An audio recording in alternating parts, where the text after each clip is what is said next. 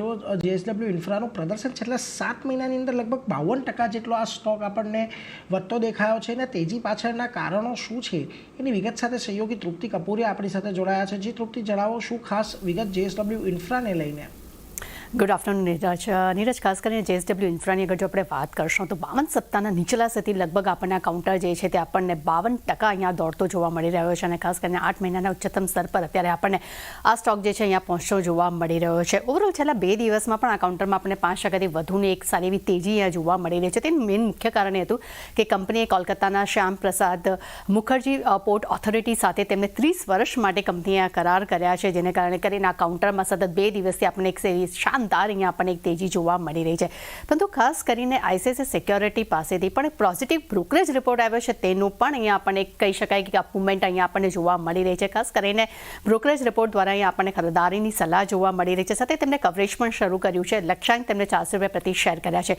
તેમનું માનવું છે કે FY28માં EV EBITDA વેલ્યુએશન જે છે તે 25 ગણા પર જોવા મળી શકે છે. અને ખાસ કરીને FY25-28 દરમિયાન કાર્ગો વોલ્યુમ જે છે તે 11% CAGR રહેવાની તેઓ અપેક્ષા રાખી રહ્યા છે. ત્યાં જ FY25-30ની વાત કરશું ત્યાં 17% CAGR વધવાની પણ તેઓ અપેક્ષા રાખી રહ્યા છે. સાથે બ્રોકરેજ રિપોર્ટ મુજબ કંપનીને જે કેપેસિટી જે છે તેમની ક્ષમતા વિસ્તારને કારણે કરીને કાર્ગો વોલ્યુમમાં એક સારી એવી તેજીની પણ તેઓ અપેક્ષા રાખી રહ્યા છે. અને ઓવરઓલ આ કંપનીએ દેશભરમાં લોજિસ્ટિક્સમાં પોતાની હાજરી જે છે તે અહીંયા ખૂબ જ તેમને વધારી છે, જેનું એક પર્ટિક્યુલરલી એક કહી શકાય કે એક પોઝિટિવ ઇમ્પેક્ટ પણ આવનારા સમયમાં જોવા મળી શકે છે. સાથે કંપનીએ FY30 સુધીમાં લોજિસ્ટિક્સ અને ઇન્ફ્રાસ્ટ્રક્ચરને નેટવર્ક ઊભું કરવા માટે લગભગ તેમને 9,000 કરોડના કેપેક્સની યોજના બનાવી છે અને કંપનીએ તેની જાહેરાત પણ કરી છે. એટલે ડેફિનેટલી એક પોઝિટિવ સમાચાર તો જોવા મળી રહ્યા છે. સાથે સાથે ICICI સિક્યોરિટી તરફથી એક પોઝિટિવ રિપોર્ટ જે આવ્યો છે તેનો ઇમ્પેક્ટ અત્યારે આજે આપણને કાઉન્ટર પર એક પોઝિટિવ જોવા મળી રહ્યો છે.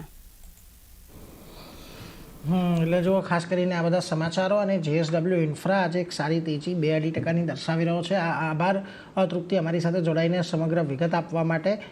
તો જો આજના દિવસે JSW ઇન્ફ્રામાં તો એક સારી તેજી છે, પરંતુ રાજજી આ સ્ટોક તમને કેવો લાગે છે? કારણ કે જો અહીંયા આપણને એક વાત તો છે કે 220ના લેવલેથી એક સારી એવી રેલી આપણે જોઈ હતી ફેબ્રુઆરીમાં. આ લેવલ બનતા દેખાયા હતા ત્યારબાદ, અને આ સ્ટોક છેલ્લા ઘણા સમયથી અહીંયા જ 330 પાસે થોડોક થાક પણ ખાઈ રહ્યો છે. ઓવરઓલ આ કંપનીની વાત કરીએ તો અહીંયાથી તેઓ એક તો ઇન હાઉસ પણ બહુ મોટા કાર્ગો વોલ્યુમ ધરાવે છે, અને અન્ય થર્ડ પાર્ટીના પણ તેમના કાર્ગો વોલ્યુમની અંદર 35થી 40%ની રેન્જમાં આપણે રહેતા જોયા છે. નવા પોર્ટ તેઓ ખાસ કરીને ડેવલપ કરી રહ્યા છે. પછી એક કર્ણાટકમાં છે, ઓડિશામાં પણ છે, અને આઈ થિંક કેરલા પાસે પણ એક તેઓ પોર્ટ બનાવી રહ્યા છે. કઈ રીતે આ પોર્ટ કંપનીને તમે જોઈ રહ્યા છો, જે રીતથી તેજી આપણને અહીંયા ખાસ કરીને છેલ્લા ઘણા સમયમાં જોવા મળી છે? તો ડેફિનેટ નીરજભાઈ, અગર આપણે જોવા જાય તો પોર્ટની અગર સેક્ટોરલી અગર આપણે વાત કરવા જાય તો government is accelerating port privatisation અને મોડર્નાઇઝેશન, કેપેસિટી એક્સપાન્શન, આ બધા ચીજો પર ફોર બેટર કનેક્ટિવિટી, ડિજિટાઇઝેશન, આ બધા જે ફોકસ છે ગવર્મેન્ટનો પોર્ટ માટે એ કાફી સરસ છે. અને ધીસ ઇઝ આ જે બધા જે પેરામીટર્સ છે આ એક સેક્ટરલી ગ્રોથને એક ટેલવિન્ડ આપણે કહી શકીએ છીએ કે આગળ જઈને જે next 3 to 5 years time frame છે એના માટે કાફી પોઝિટિવ થઈ શકે છે.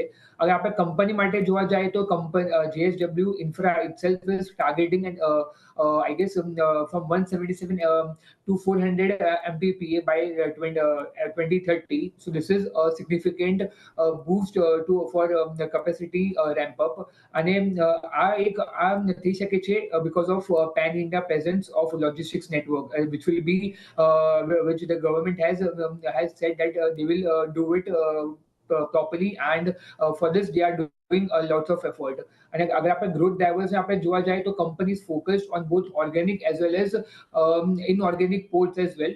અને ઇનઓર્ગેનિકમાં આ એક કંપની એક્વિઝિશન કરી શકે છે, યા જે એસેટ્સ જે કામ નથી કરતા એને બાયઆઉટ કરી શકે છે. તો there are certain growth drivers as well which we believe that it will go a long way for a stock to have a positive momentum.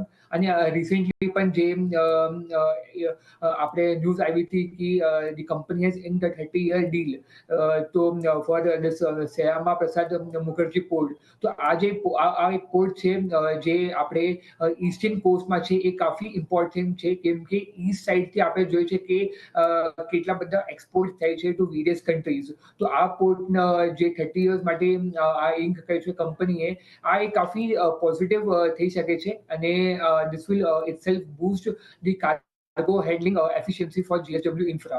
તો જે પોઝિટિવ અને જે ટ્રિગર્સ છે, be it of fundamental or be it the capacity expansion વગેરે, તો આ બધા જે કંપની ફોકસ કરે છે એના પણ આ ડિલિવર પણ કરે છે. અને for next year as well, the company or the management is expecting 10 to 12% of cargo volume growth, and they are confident enough to be achieve more than that as well, which is very positive. અને મને લાગે છે કે આજે trade નેગોશિએશન્સ આગળ આ બધી deal થાય છે આપણા ફેવરમાં, તો મને લાગે છે H2 જે છે એના પણ એક પોઝિટિવ આપણે પરફોર્મન્સ જોઈ શકીએ છીએ ફોર JSW ઇન્ફ્રા.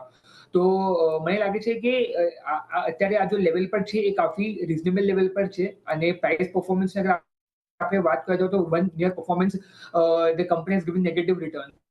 તો હાલાંકि 6 months પરફોર્મન્સ સરસ છે, but over the 1 year horizon the company has not given good returns. તો definitely from a medium to longer term horizon, basically by H2 FY26 અગર આપણે જોવા જાય જે પોઝિટિવ ટ્રિગર્સ છે, તો આ અગર ઇનલાઇન છે, એક્ઝિક્યુશન સરસ છે, તો મને લાગે છે હજી પણ JSW ઇન્ફ્રા ઉપર જઈ શકે છે અને પોઝિટિવ મોમેન્ટમ આપણે લોકોને આપણે જોઈ શકીએ છીએ for JSW infra. Positive view metro